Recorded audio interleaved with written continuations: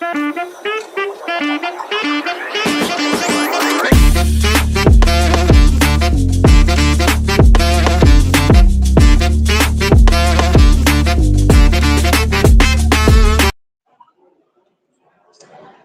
my friends, it's your old pal PeaceLoveMusic coming at you live from Harvard, and we're about to start off the EasyA App event.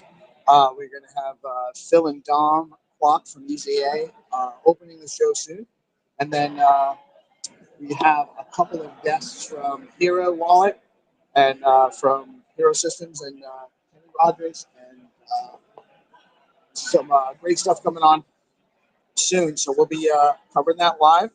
And again, we're actually live at Harvard.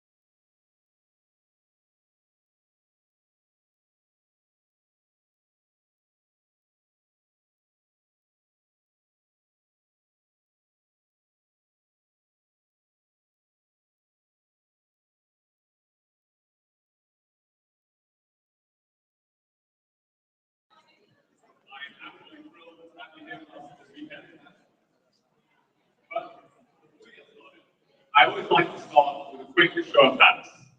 How far does everyone travel today? Put your hands up if you travel more than 30 minutes to get there. Okay, that's 30 people. Cool. Hands up if you put in more than an hour to get there. More than an hour. Wow, that's a lot of people. Okay, let's bring it up. 2 hours. We've got more than 2 hours. Wow. Okay, more than 2. How about 3 hours? A lot of hands to them up. Okay, and this is going to separate the week. Well, I'm going to take a look at the chat, but that's a little bit crazy.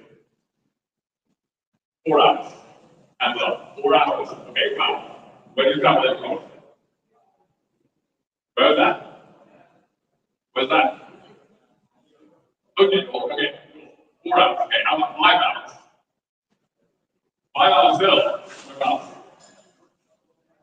Oh, you want 5 hours? Okay. 6. Who's going to start 6? 6, 7. Let's see whose minute it's going to be. Put your hands up. Keep your hands up if you travel more than 8 hours a year. More than 8. I think we have a winner. Where did you travel from? Seattle. Okay, give a round of applause for our hacker from Seattle. I always like to start with that because it emphasizes how much dedication that you all have for these hackathons and for putting in work.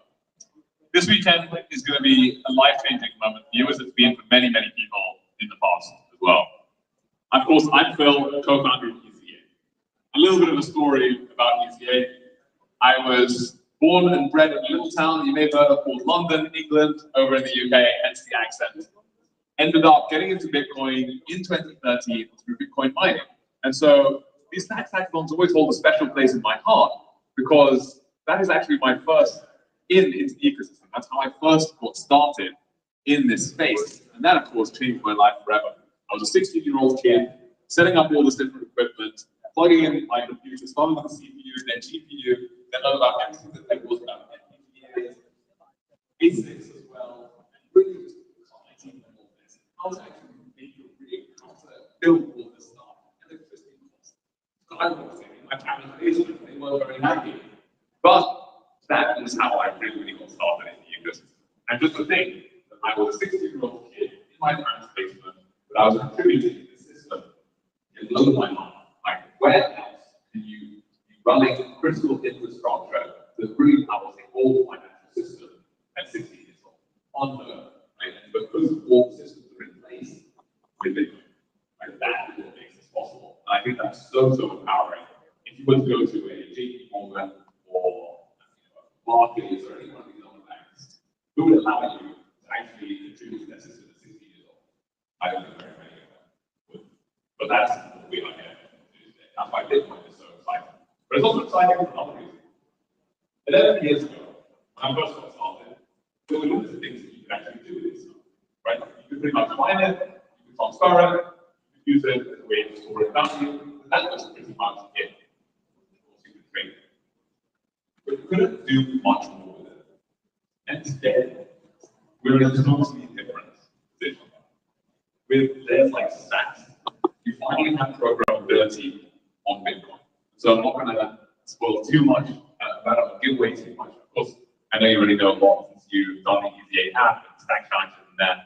But really, we are very honored, of course, to have our mentors here this weekend who will walk you through exactly what building on Bitcoin really means. So at this point, I would also like to give a huge round of applause to Erin and Kenny, who are giving up the weekend. So in terms of this weekend, you're going to have an amazing experience. You are going to hear from the best of the best, Eric, Kenny, and you're going to find out what you need to build on Bitcoin. You are at the start, you are very early in this ecosystem, right? Bitcoin has been around for a while, but the opportunities today are bigger than they've ever been before. And you genuinely are early. It still feels like it's not even day one, it feels like it's day zero. All of this stuff you're going to hear about this weekend is really just coming to the forefront right now. But I also wanted to share a little story about what people in your position have done at the hackathons and afterwards as well. Because EasyA hackathons aren't just hackathons. They're not just places where you come and you build your ideas. They're places where you build real companies and startups and you create life-changing products. So this venue is very, very special because it is, of course, a center of teaching and learning. It's a center of educational excellence here at Harvard. But beyond that, very, very special startups have come out of this space. So, has anybody actually ever been into this building before? Or is this the first time they've been in? First time, okay. Most people's first times. You will have felt a sense of magic when you came in here. And there is magic. There's the magic in the air, there's the magic in the floorboards here. There's something very special. I'm not sure exactly what it is. But standing here is somewhere that you'll pitch. Right? So those of you who are selected to pitch, you'll be pitching up here on stage in front of everyone. And standing here in this precise position is where your predecessors were before. We hosted an hackathon here before. And let me just show you a picture of one of the teams that then went on to race. So this team right here. Does anybody recognize this guy here on the left-hand side? Anybody recognize him? You probably recognize the brick walls behind, right? It's almost like camouflage. It almost blends in. That was right here. A guy called Walden Yan. Walden Yan, and just over there, that's William Edgecombe. He creates the NFT ERC 721 stand from Ethereum. But anyway, I want to focus on him. He was just a student at Harvard at the time, an undergrad. Walden Yan. He was building. Today, he is now a Teal Fellow. He's dropped out of Harvard, and his stock is now valued at $2 billion. And he was standing literally right here. Like, I can't even make this stuff up. Like, crazy. And of course, he's been featured, you can look him up. He's featured on Bloomberg, he's featured on the Wall Street Journal. He's building some incredible stuff. And it all started right here at the EasyA hackathon. So that startup, yeah, raised hundreds of millions of dollars. Super, super smart guy, super smart team. And he learned how to build stuff fast at places just like this, amongst people just like you. You guys sitting over there, no pressure, but I believe that is exactly where Walden was sitting. So I'm expecting big things from you, no pressure there. I'll tell you about another team.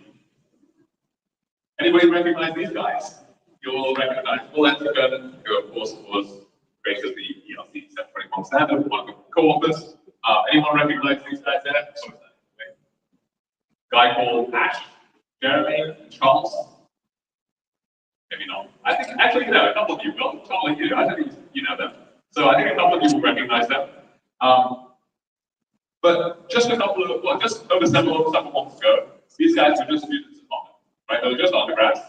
And literally 2 weeks ago, we were catching up with Ash. And this started off today, well, actually 31 October. So yeah, just over a week ago, they announced a $2.5 million pre-seed round raised. They beat through A16Z crypto startup school, and they're building this amazing intense layer, which uses AI agents on the blockchain in order to allow you to do this crazy stuff that honestly just absolutely blows my mind. And again, right here in this venue, done hackathons in other places in the world. I can talk about the success stories that come out of those, everything that they've gone on to do. But I wanted to emphasize that to you because you're literally in the same place on exactly the same boards, the same desk that they were in just a couple of months or just a year ago in the case of. And for those of you who are wondering where Ash, Jeremy, and Charles were sitting, they were just there. So yeah, you guys over there, no pressure. And that, of course, actually we were just catching up. Actually, in New York, they've moved out there. Their head office is now New York now. So a crack team that he's hired, and also outside the New York Stock Exchange, well, outside the pool. Very early on, guys. Yeah. And you can check them out as well if you want some inspiration on what you can do as a very young, bright person who just has a vision and a dream. But in terms of today, what is your focus? Of course, I want to emphasize that those guys and what they're building is absolutely amazing, but it's very much within reach. But of course, this weekend you're focused on just the tracks that are available today. And of course, have a vision for what you can do on. Have a vision for how this turns into that $2 billion startup like all that built, basically just out of dropping out. We have a couple of different tracks. We have the Bitcoin connection track, the security automation coding track, and the picture book. So pretty hands off if you are going to go for the picture book. Okay, couple of people. Cool. So if you are wanting to go for the no code track, that's the one that you go for. If you're coding, then you want to go for Bitcoin connection or the security automation track.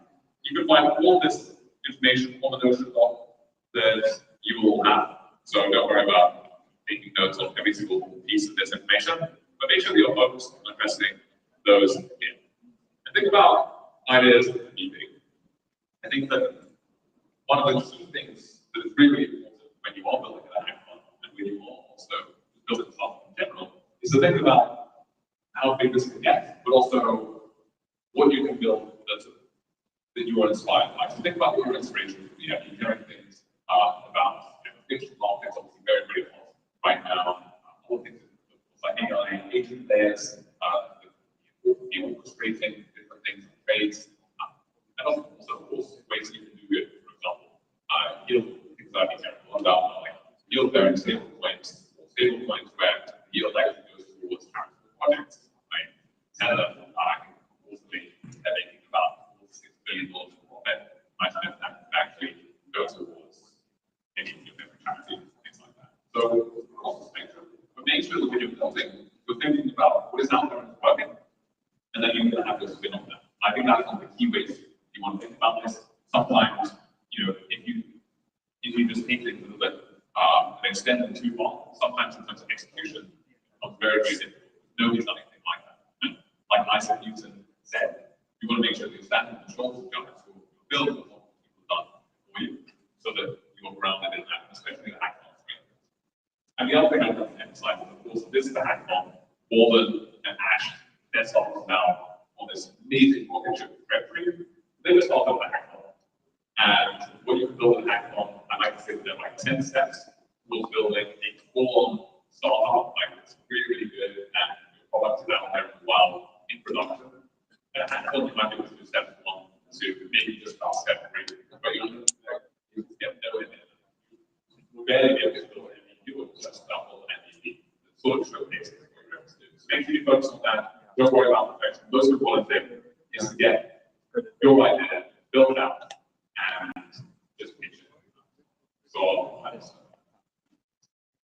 just the final note, of course. This weekend is constantly to be about connections you make, networks that you build, and overall as well, of course, you'll learn these workshops this weekend. So, if there are any questions I have throughout the weekend, of course, but on the same time, I'm also away. But I'm really excited to see what you're building. And of course, I want to give you a massive round of applause coming out this weekend to build the future of the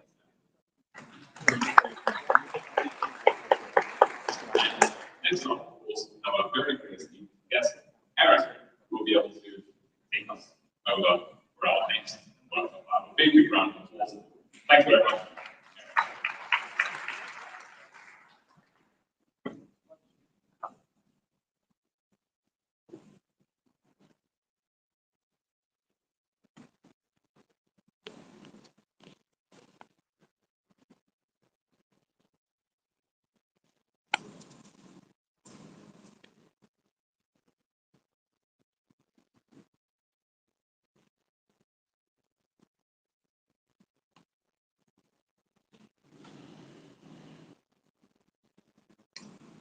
And next we have Eric Chen from Hero Systems coming up to chat with us.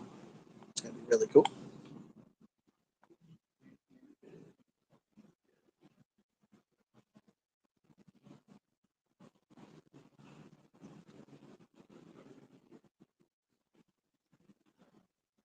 Alex is the man that's feeding all the hungry people today.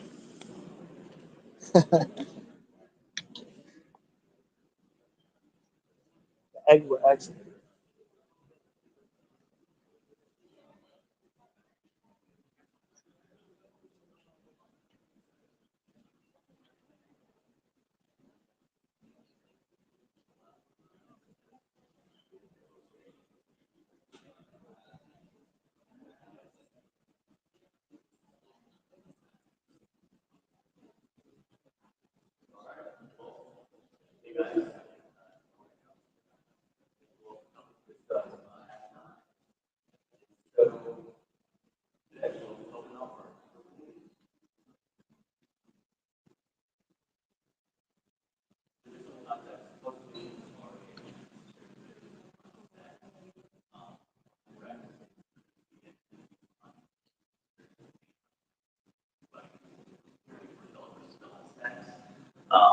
But yes, the motivation Can we give him a little more volume? I'll see what I can do.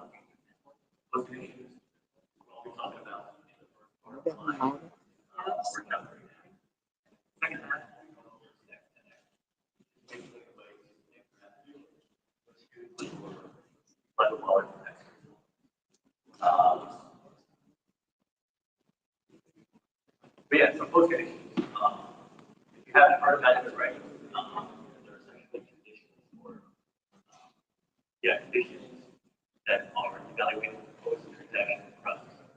So I'll explain that statement in a little bit, but let's go forward. For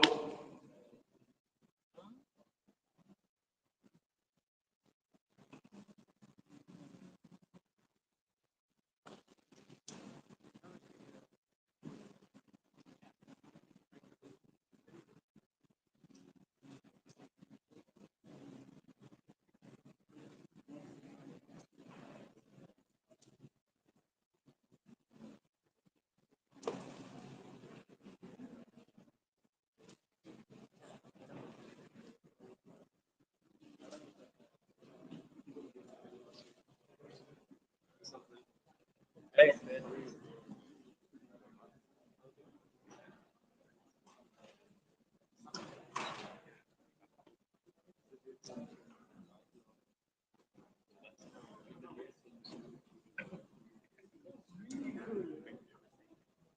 Had a little bit of technical difficulties with the sound. Sounds like.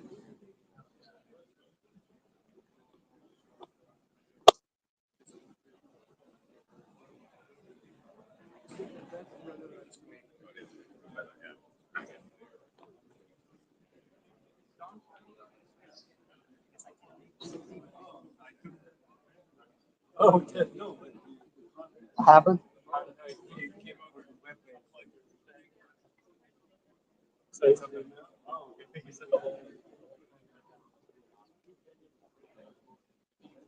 Okay.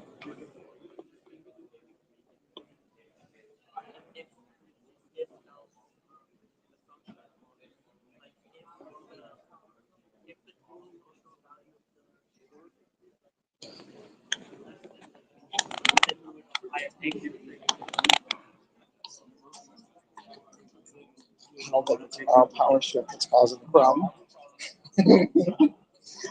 It's going to get plugged back in.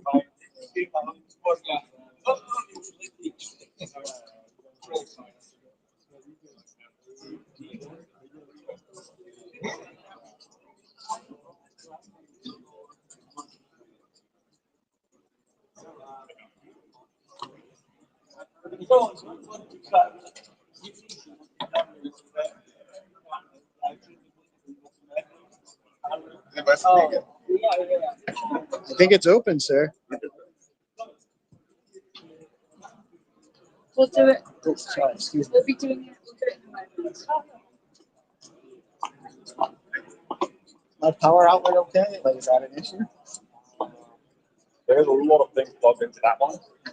What are you plugging in? Is it just like a laptop? Oh, is it for the live? It's for the live and Okay, the laptop. There's a Then laptop. I think it's fine. But the maintenance guys. Well, there were a couple of people that asked if they could plug into my power. So that's my power strip.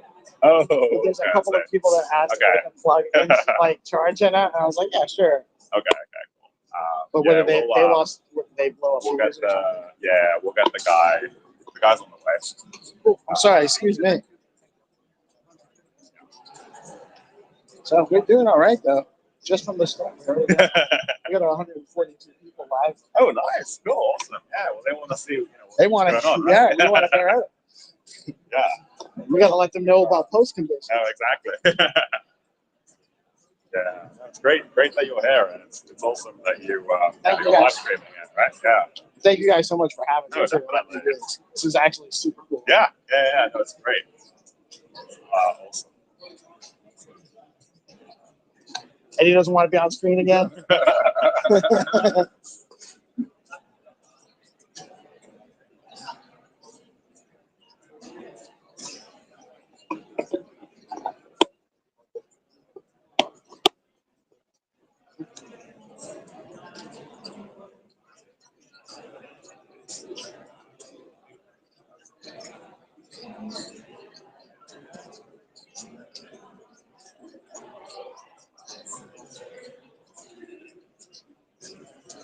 We're gonna pause the stream for a bit. Stay tuned. Actually, I guess maybe we'll walk around and chat with some people.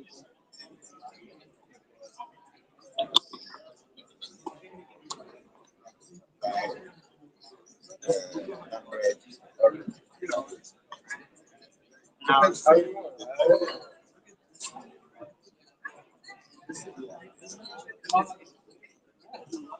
just want to clean plate so it's not will be. Yeah, You're Yeah. eating all day long. yeah, right. The food's great too.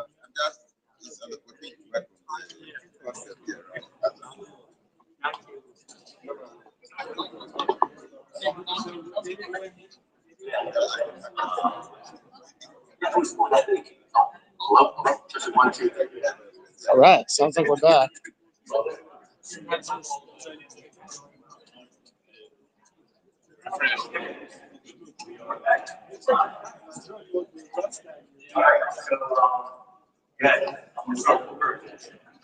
So those conditions, they are unique. We are back.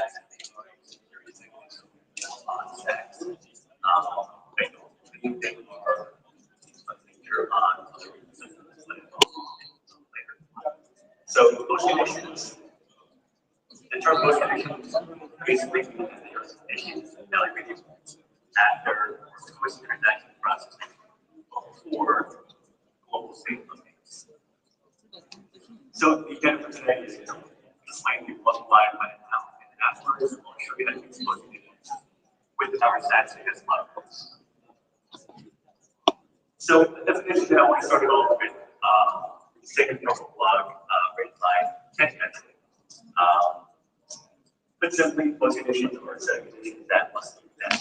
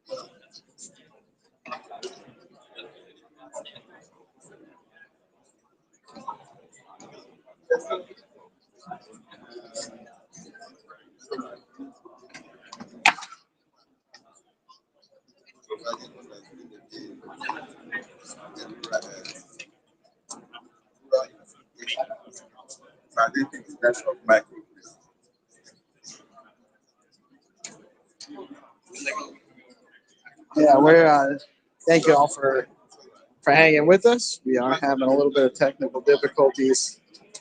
Once they get that straightened out, we should actually be back live, back with the show shortly. But look at all these people we have here up at Harvard, all these young coders and programmers building on Bitcoin, featuring Stacks.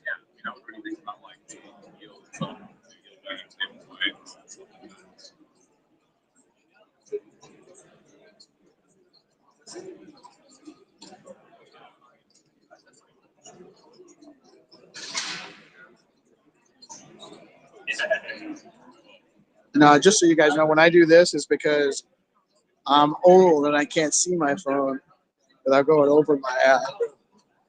Hey, Hey, how's it going? what are you building, sir?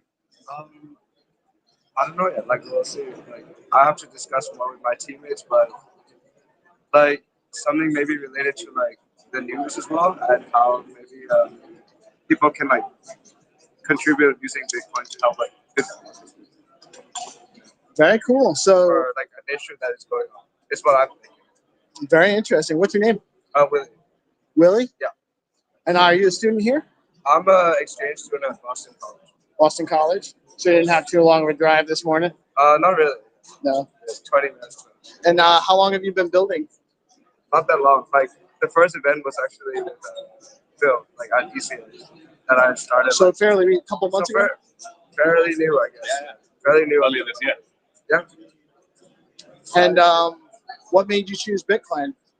I mean, it's like the most popular cryptocurrency, right? Like the application of it is pretty interesting. Very cool. Very cool. So thank you for coming out today. Thank you so much. And he was also telling me about his idea. It's like he was thinking about potentially doing some VC on some like VC idea. Yeah, but that's because I'm like doing a course in EasyA so far, and I feel like it's very interesting, and maybe Bitcoin could be related to like some crowdfunding ideas. That could be perhaps another idea. The sky's the limit. Yeah. You know, we can build whatever we want to right now. You know, it's just a matter of putting the time and effort in. But yeah, there's all so VC, what would that look like? Haven't fully thought about it, but like maybe there's like gonna be the use of like some miners that will help like, the system like just operate based on like incentives. That So maybe integrating into mining or with miners? yeah. Still not. Thank you for enjoy your breakfast. Thank you for much. chatting with me. Cool. Yeah. Thank you.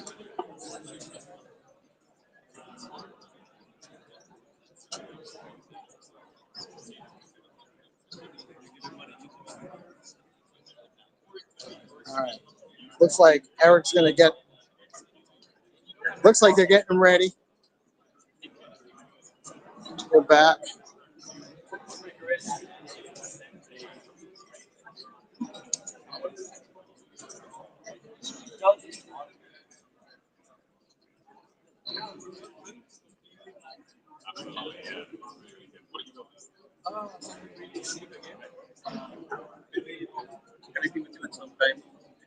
Cool. Yeah. Would you mind sharing Yeah, live yeah, with right, yeah. Bitcoin, live decentralized broadcasting on deorganized media?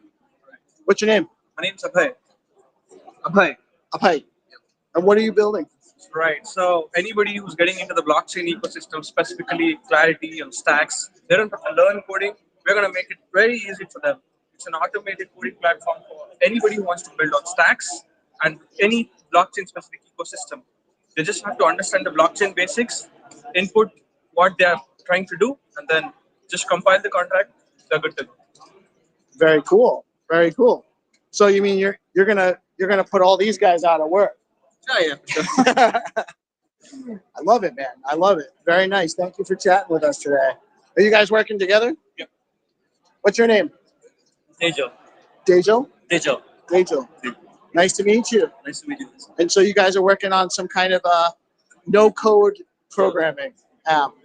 Automation and which has like full security features. So is it? I'm assuming there'll be some AI integration.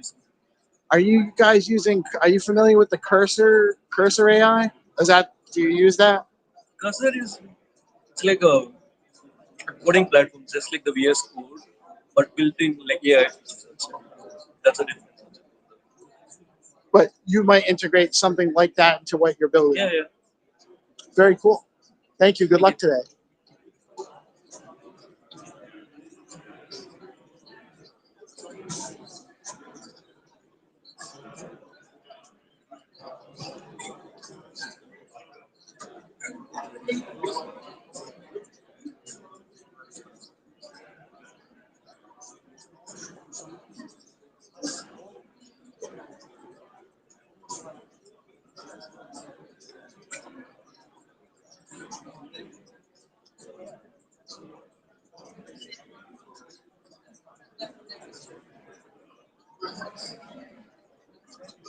Yeah. Sorry. Alright, so continue on so like I said, was conditions are conditions to evaluate post transaction processing or that update stage is actually maybe typical. So this one right here, I really like taking from a block that can be broken actually. It's simply those conditions or setting conditions that must be met before a future transaction will be committed to the chain. Now let's unpack that statement by showing you an example where no those conditions are specified. So right now we're seeing it is a very simple domain function, Clarity smart contract domain function. All it's doing is that it's allowing users to donate however many amounts of stacks they want to the contract. It's first asserting that to make sure that the user has enough more than 3 stacks that they want to donate. The next line is actually transferring the stacks from the user to the contract, and then at the end is updating a map, the track kind of donations and that user made. So right now this function seems very interesting, I guess. But if you're big enough to kind of spot it, the little journey that's going on there. This thing right here is what the user would see if they were going to interact with this contract. So they actually want to donate and call that donate function. That's for a contract. They would put in the donation amount, 5 stacks per example. And on the right is the actual top up of their wallet. You can see a yellow box saying that this transaction can transfer any of your assets for 90 users or 90 what this might be. Okay, sure, I'm doing 5 cents to the contract. I'm going to transfer my assets. No big deal. But then when they actually go ahead and actually call the donate function and confirm it. In the Stacks Explorer, when they see the actual transaction confirmed, they notice that the events that actually 105 stacks was taken out and sent from their account to the smart contract. So this is where post conditions can help a lot by preventing this kind of innocent mistake by the user. Going back to that same sample snippet of that tweet function. If you notice in the middle line where it's actually transitive stacks from the user to the contract, this contract, whether it be malicious or a mistake, or maybe it was made by another developer or whatnot, whatever the case is, it's actually adding on 100 stacks to the specified amount that was passed in as an argument. And obviously the user is not going to see the smart contract. Maybe the developer that's actually building the front end application on the smart contract missed it as well. Whatever the case is with post conditions, you can prevent that mistake from happening. So in your Stacks.js front end code, which I'll show you in a second, right now it's using some libraries from Stacks Connect and Stacks transactions. What you want to do is construct a Stacks post conditions and pass it into the open contract call method within your options. So in our example, we want a Stacks post condition type. The address is going to be the user address. The condition is we're specifying that the 5 stacks that the user wants to transfer from their wallet to the smart contract is just going to be equal to 5 stacks, nothing greater, nothing less. But of course, you have conditions as well. Later, if you look at our docs, there are different conditions, suggest greater than or equal to or less than. But for now, we want to specify a condition of equal to 5 stacks. So this whole object over here basically is saying that the post condition that we want to set up is that only 5 stacks will be transferred from this account to the smart contract and nothing else. This is denoting right now in microstacks, which is 1 in 1 million stack of 1 stacks. So yeah, it's just 6 zeros on the right of this. But yeah, this is 5 stacks up here. So when you take this object that you complete and put together, you can pass it into the right in the open contract call method. Another thing that you want to add on top of that is the post condition mode. So by default, any of these open contract call methods has the post condition mode to deny, meaning that it denies any asset transfers. You can put it to allow if you want to, but for the most part, in most cases, you want to leave it on deny.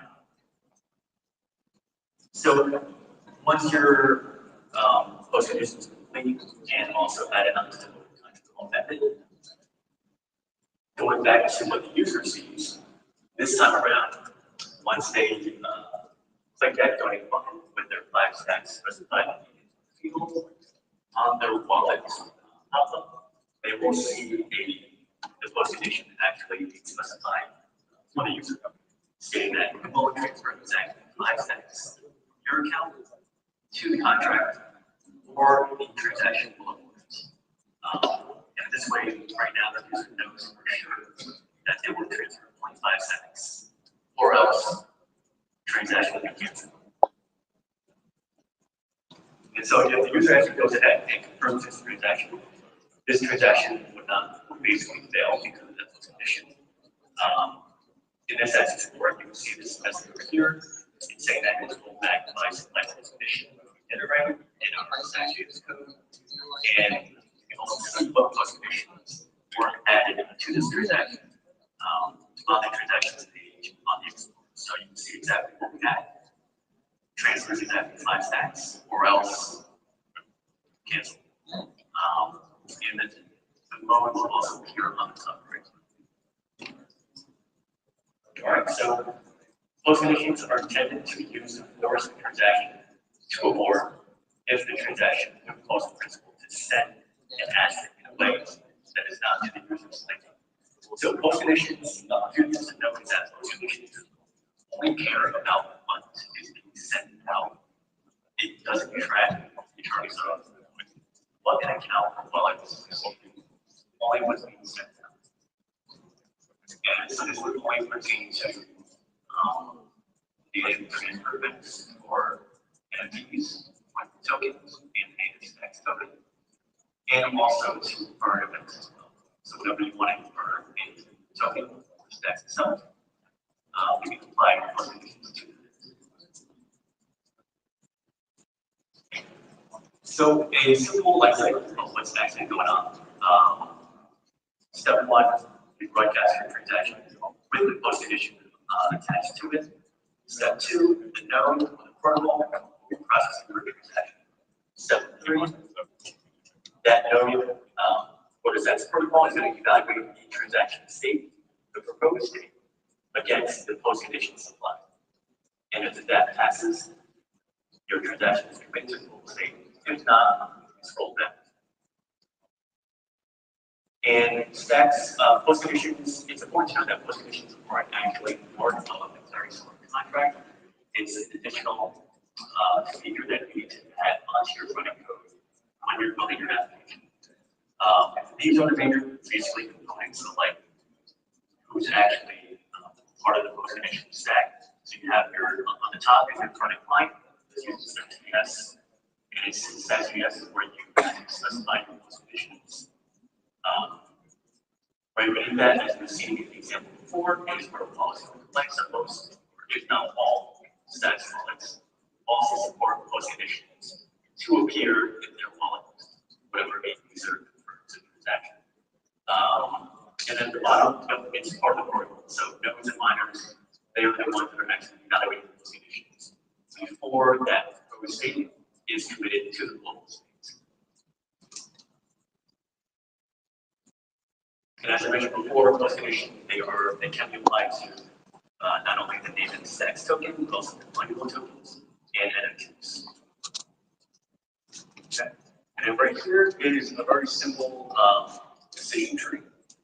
You'll be kind of so confused about when or why to use post conditions. So the way that I like to think about it is that you can ask yourself, will the user's principal or anchor contract principal be transferring assets during this transaction? If no, set the post condition mode to deny. If yes, then you can ask yourself, well, do you care what happens, right? Do you want to have a random find out? If you don't care what happens, you can set the post condition mode to allow, which will allow any sending transfer to happen.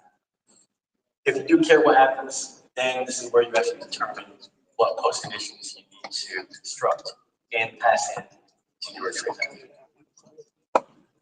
But in most cases, you're going to be basically following either the leftmost rate temperature or the rightmost.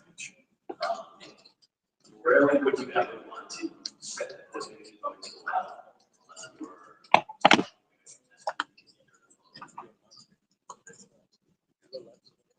so we're going to sure when we have to set the post condition mode.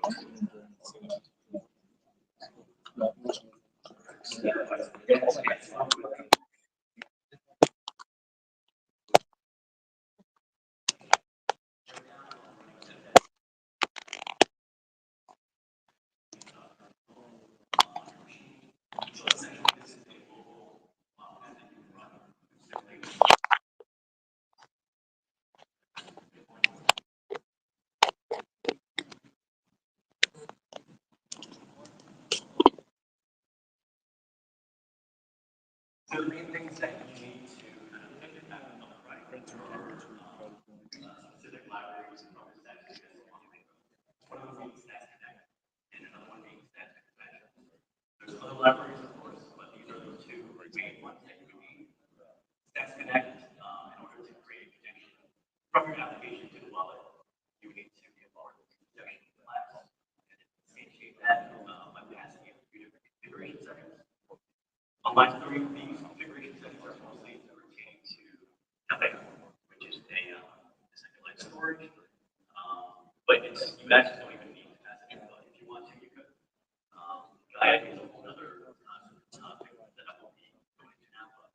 But once you have your user session class and object already initialized, you can set up your wallet connection by importing the initial connect method from the Stacks Connect library. In this initial connect method, you would pass in your users that same user session object, your app details, and other options as well if you want to pass it, such as what happens if connection is canceled or whatnot.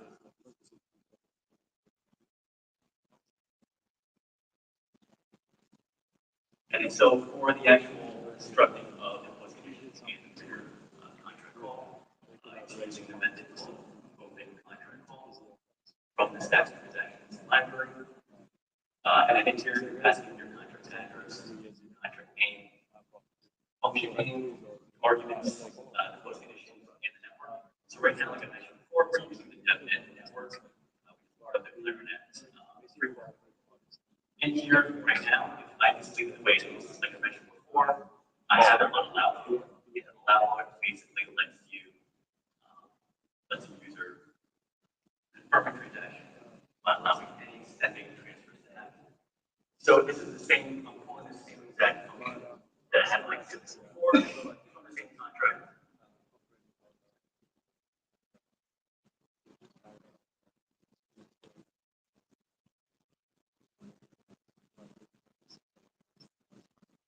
So if I load it up in my browser at this moment, you will see that I'm connected with my level 1 over here.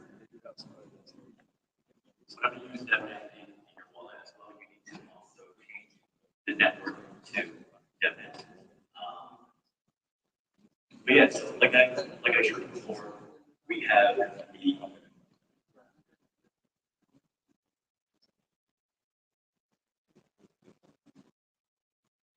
so we have the call method already set up. So as a user, you can go ahead and click on zoning, right? It's already going to be passing in my stacks and then donation amount. And they can see in their wallet that it's giving them a warning saying that this transaction will transfer any assets from your wallet or any friends. They go ahead and confirm that. That will automatically default back. So you can see in the Stacks Explorer. The DevNet comes with the Stacks Explorer that you can access from localhost 8000.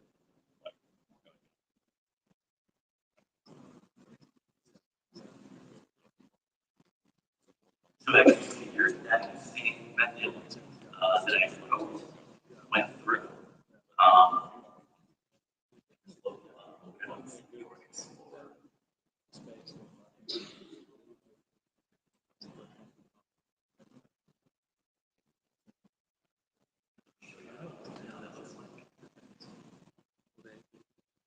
Over here, the 20 function went through. And the reason why it went through is because we set the post condition mode to allow. And this is the next section over here. Obviously, this is not what we wanted, right? The user actually set more than 5 tracks. So let's go back to the code. Let's construct a post condition using this code over here.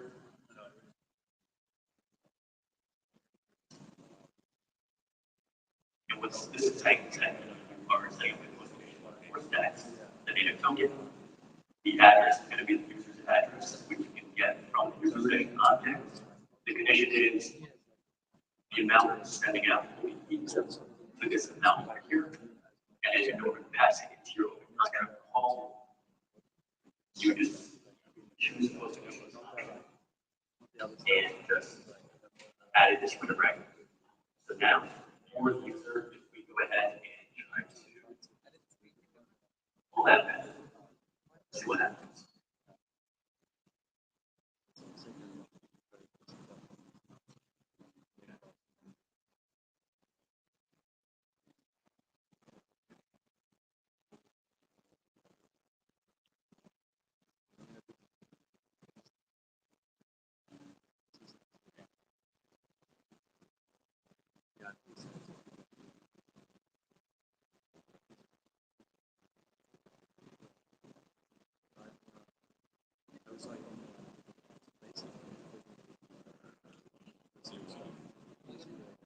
Yes.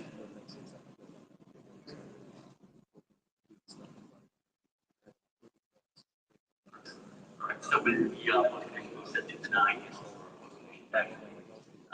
specified in our moving electrical method. The user will likely see the post-condition mode and the post-condition in their wallet. So now they can completely work that the contract for calling will point transfer flat stacks to the contract. And they go ahead and confirm. And then navigate to the minutes.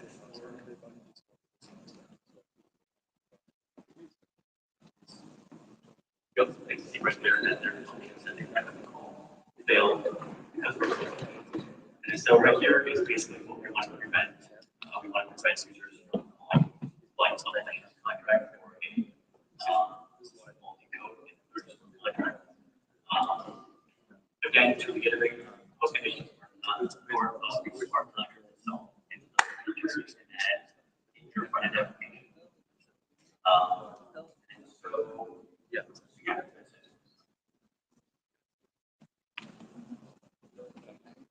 Any questions or?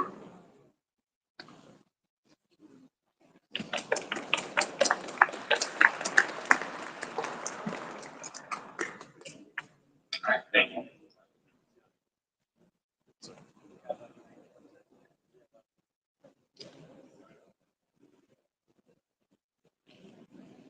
And that was Eric Chen from Hero Systems giving us a breakdown on post conditions.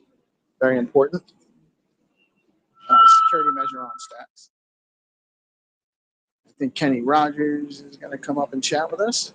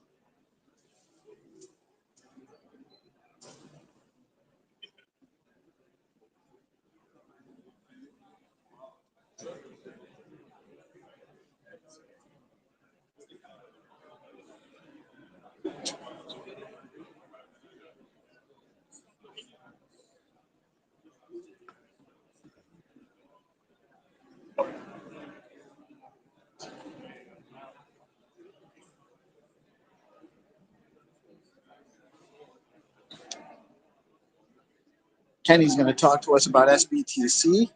And just a friendly reminder to everybody, we are voting on SIP 28, the SBTC signer criteria SIP. It's very important. 1 day left.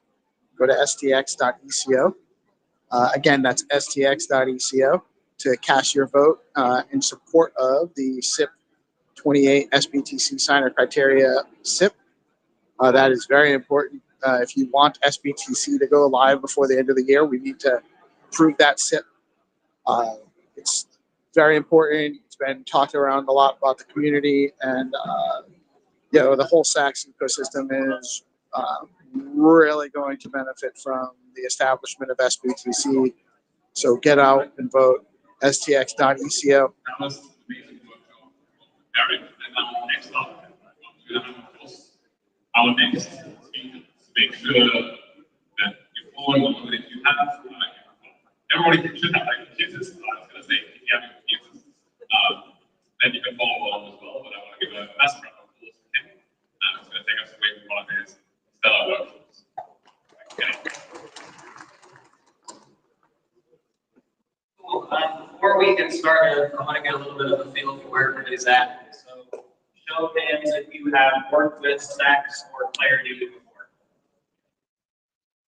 Okay. And then another show of hands if you know what SBTC is. Okay, cool. So most people, it looks like, are pretty new. So that gives me a good idea where to start. The first place I want to start is introducing everybody to what's called SBTC. Not too bad. And this is an upcoming It's not super trust minimized two-way branch between Bitcoin chain and the Stack Oh. chain.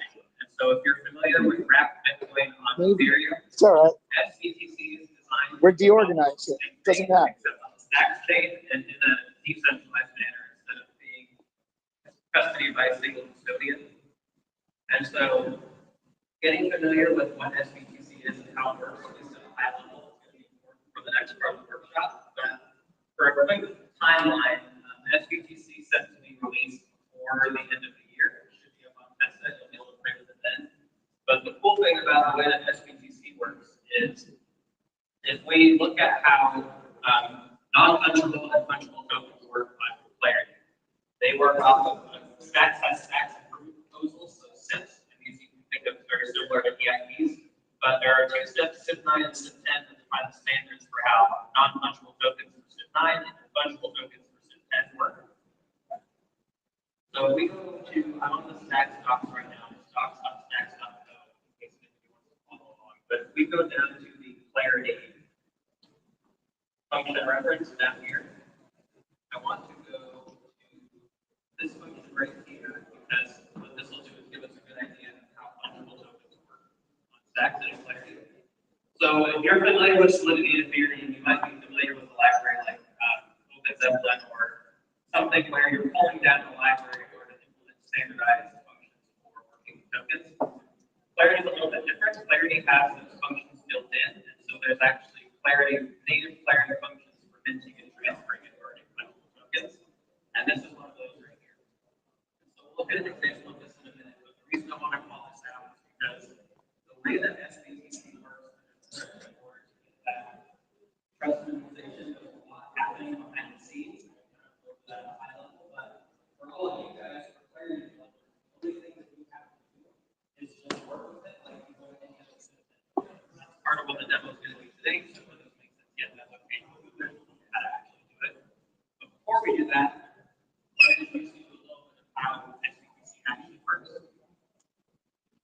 So I'm going to go through the next thing. The most helpful place to start is this walkthrough right here. We're just going to walk through the process of what an SBTC transaction might look like. And the real goal here is how can we take our Bitcoin from the L1 and represent it one-to-one on Stacks blockchain so we can do normal smart contracts with it, but do that in a way where we're not having to then give custody of that Bitcoin to a single entity. That's really the goal behind it. And so this is how we're going to learn. Let's say hypothetically I have somebody that I want to use. I might have to unplug it at some point, but go ahead. I can't do that on the Bitcoin L1 because the scripting language is extremely limited. And so up until SBTC, I think that's a great idea. Helping me out too. That's why I'm standing here too. Ethereum, there are other route tokens on other chains. SBTC is the Stacks approach to doing that. So I'm a user, and I want to participate in the Bitcoin. What I'm going to do, if I want to use SBTC to do that, I'm going to first initiate a deposit transaction on the Bitcoin side. It'll be a specially encoded deposit transaction that's going to go to a specific address. What this is going to do is then it's going to trigger the signers on the SBTC side to basically validate that that transaction actually happened. And once they did, they're going to any corresponding amount of SBTC, my Stacks wallet, Stacks side of things. And then from there, I can use it just like I would use any other Stacks chain. I can benefit from Stacks. Yeah, go ahead. I can't guarantee it'll be available all day, but as long as it's here, you guys are free to use it. You just got to agree to come give me a live interview about what you're working on later. Yeah, you got it.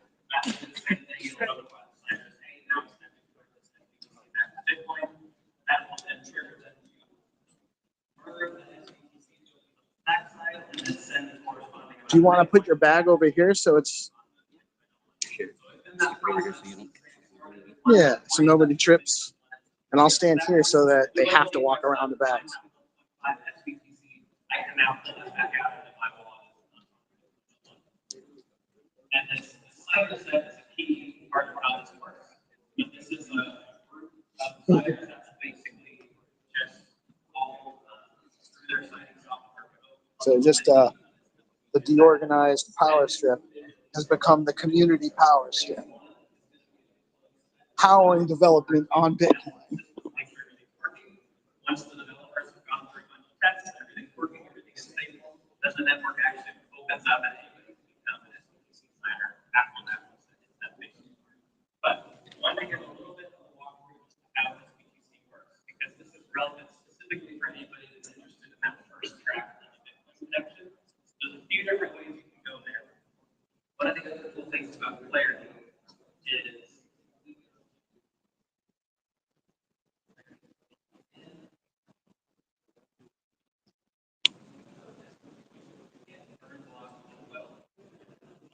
this function is actually going to do is this is going to get the header for this current Bitcoin block we are in with this function. And by doing that, I can actually, from a Clarity smart contract, I can go ahead and read data from the Bitcoin chain directly on chain. And then compare that with something called chain hooks here. Chain hook actually allows you to set up sort of an instant app workflow with Stacks transactions. So for that first track of the Bitcoin connection, here's an option. You can look at how to kind of parse and read Bitcoin transactions with Clarity. There's a library to look at, also here the docs. I think that's a little bit easier. But if you look at the Bitcoin integration section, you can kind of see those right there. Parsing transactions. You can set up chain hook or basically trigger different transactions to do things to get that documentation.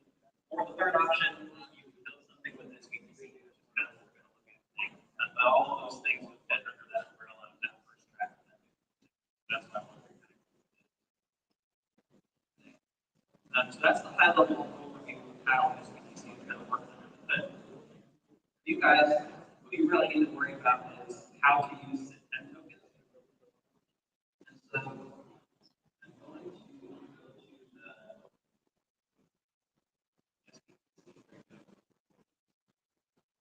I want to show you the actual very contract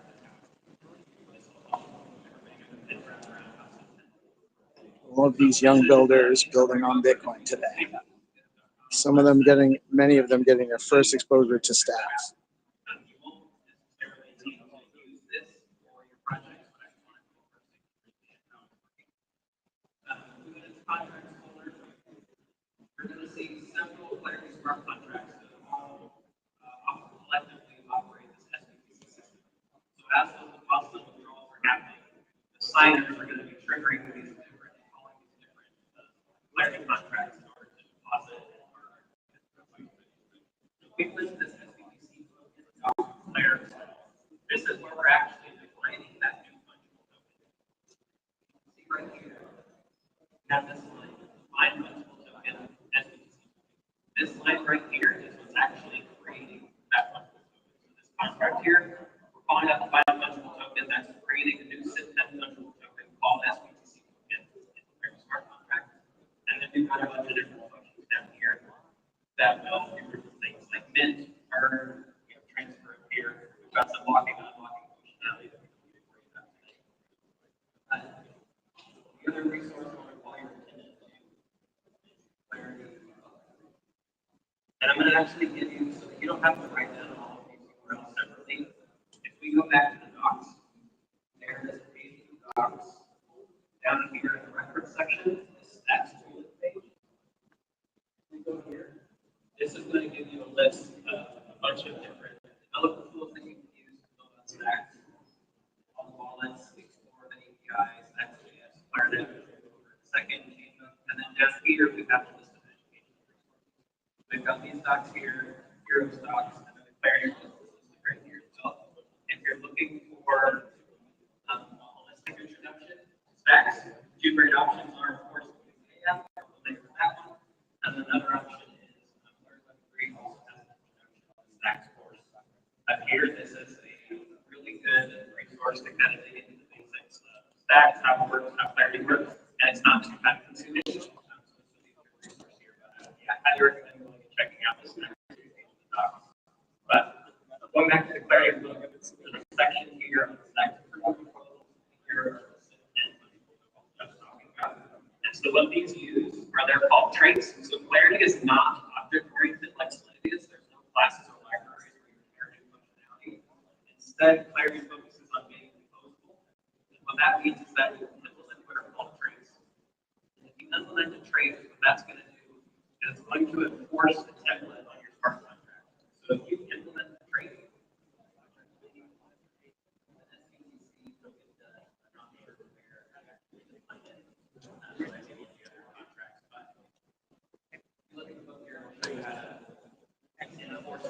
what it will basically do is it'll make it so that you have to implement this list of functions here. And so this is defining a trait. We'll go to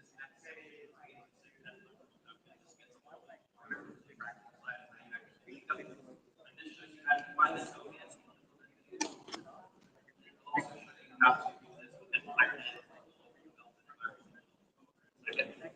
what trades do is it allows you to enforce a template on your contract. So this way, if the marketplaces and other things are interacting with your contract, these marketplaces all have a standard set of functions. They know what to do there.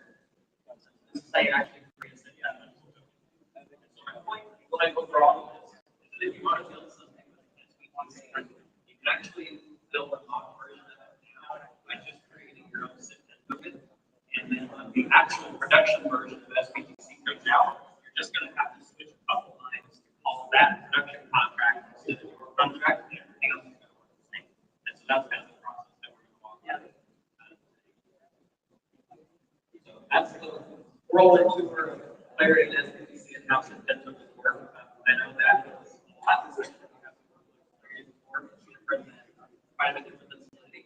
So highly recommend going through and checking out some of these educational resources. They're not super long, so you should be able to handle how it works. The next thing that I want to show you is a sample repo that I made for this workshop. So you go to stx.is/BTC registry. I'll leave that for a second. This is going to take you to a GitHub repo that I set up. This and look at it for demonstration and everything. That's stx.is/BTC. And take you to get the repo. And this is what we built for today. Use this as a starting point as a demo with inspiration for your application. So one of the I think he's almost done. oh, because he's reading on very He's a little quiet. Yeah, it's hard to hear him. Hey, do you know Kenny? Are you in Stacks? Have you been working on Stacks for a while? So he's the guy to know as far as learning Clarity coding. He's super helpful. So get his number. Or get it. He does a regular. Are you on the? So go into the Stacks Discord. Find the Stacks Discord. He does a show every Thursday. I think it's in the Discord. You can go to the Stacks calendar. I'll be here for a few hours. Later on, check in with me and say, I'm Steve. My name is Steve. Hi, Jenny. Nice to meet you, Jenny. So come find me later. Once he's done, I'm gonna let my phone charge a little bit because I'm doing a live stream right now. Oh, give me yours. Yeah, that's all right. This is how we do. So I'm gonna be going around and interviewing people, anyone that wants to chat about what you're building.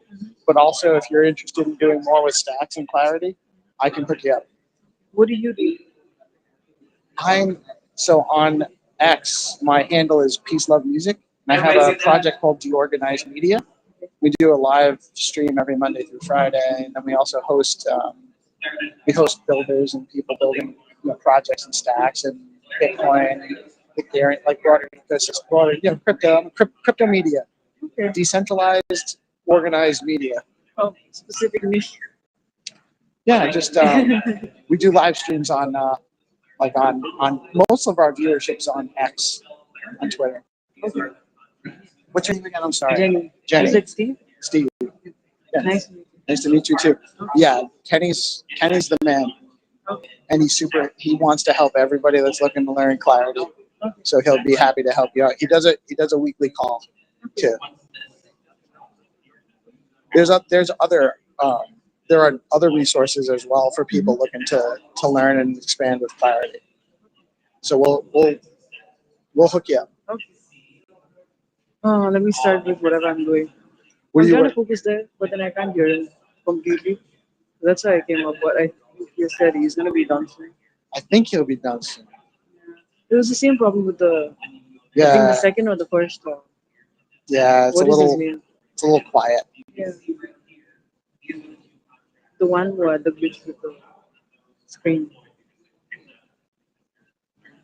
Yeah. Well, so the other guy is Eric Chan. Yeah, He's Eric. he's also from the Hero Systems, which is the main one of the main technical project behind Stacks is Hero Systems. part of trust machines.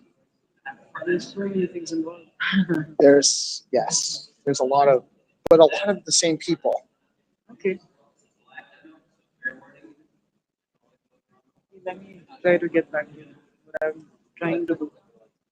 What are you building? I don't know yet. I'm actually going through the documentations now. So maybe I'll have a better answer in a while. Well, when I come around, you better have an answer. No, I'm Okay. kidding. See you. Great meeting you. I'll talk to you again soon. I'm going to go over the sort of same level that here in the UI.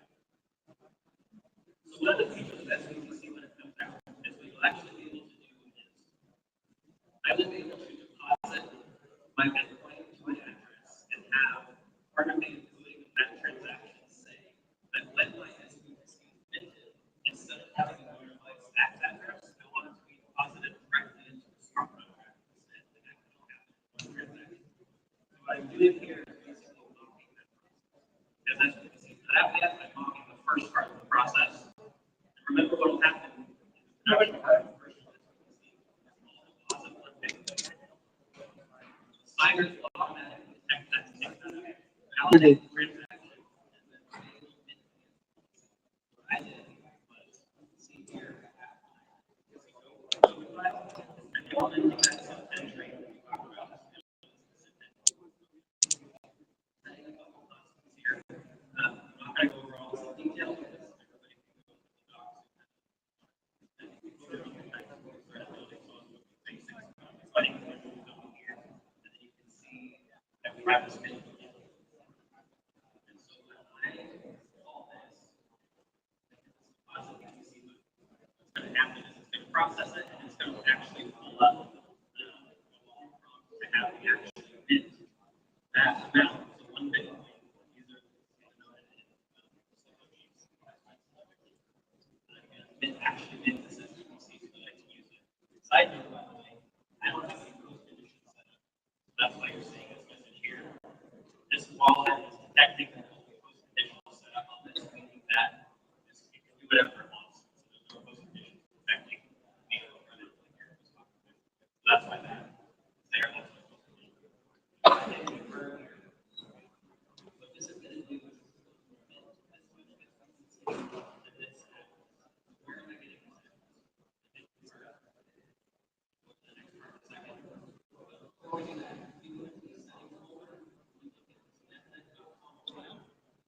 This is actually creating a bunch of default accounts for you that are running on this complex action.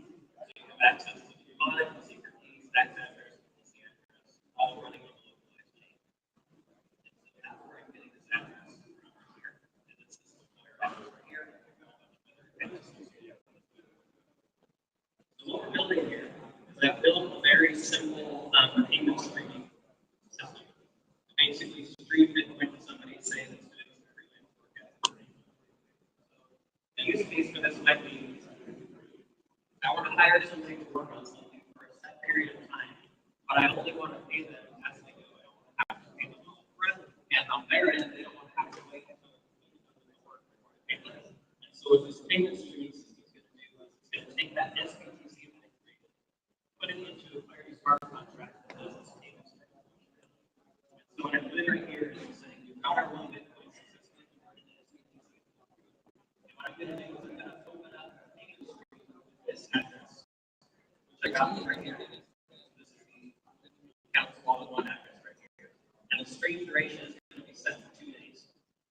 So this is going to do, I'll do the logic of this in just a second. What this is going to do is going to take the amount that I'm processing, so one SBTC, it's going to divide that up over the course of 2 days, basically, with an estimate of how many blocks are contained in a day, how many Bitcoin blocks are contained in a day, and then it's going to create that stream. So I hit create stream here, that's going to prompt me for another contract call. For just a second, this stream is part of the stream very contract that we have here. This one was actually opening up the stream. See what's happening here, but it is automatically calculated how much needs to be paid per block. So every block that gets processed is going to pay that out. And we'll talk about what we mean by pay that out.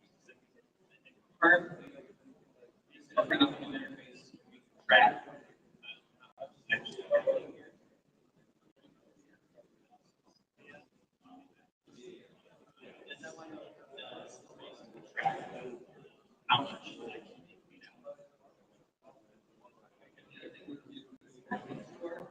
First of all, we can see that 50% is all the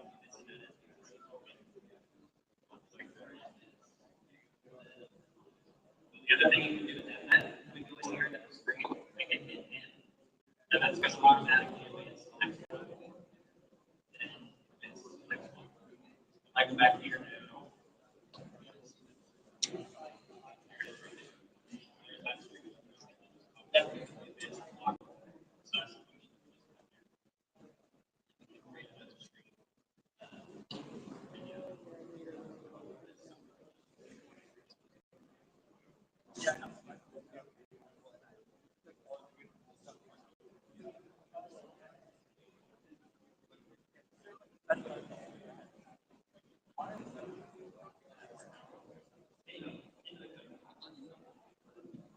Main functionality happens in this page by central cloud. Start off real quick. I'm just using Stacks and Nick to connect my wallet here. It's pretty simple. Allow you to authenticate. So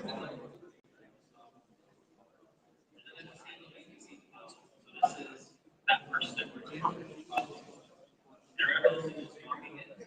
Right here. Waiting a second. Doesn't have to begin. The part that is actually happening is that it's like this contract. We're doing right here. This is using Stacks. So yes, transactions package. We get lots of docs. Do this. This is doing all of this. We can see that's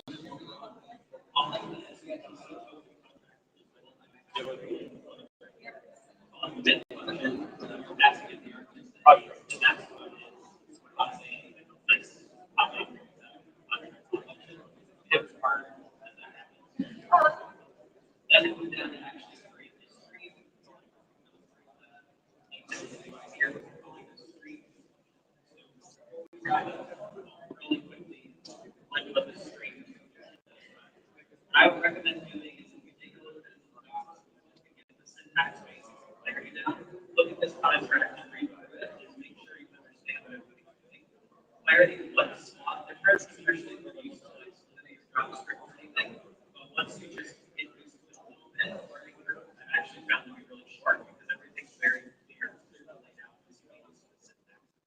So introducing some of the syntax and just run through this, make sure you understand what everything's doing. So the string to function is going to take several arguments.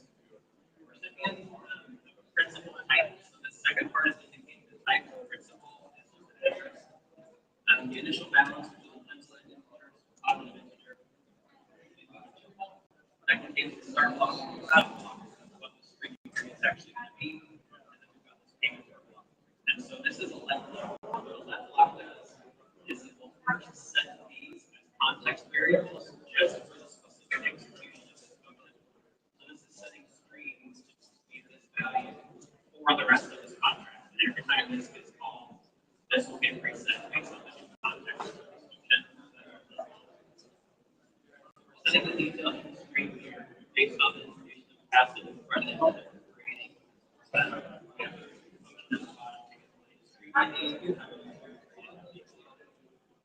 So, how does the streaming system actually work? All we're doing here, we call the string to function, is the person that is sending the Bitcoin that's initiating the payment string is transferring that amount into the contract, and the contract is operating as kind of just service. And if you go down here, there are functions to calculate the block delta.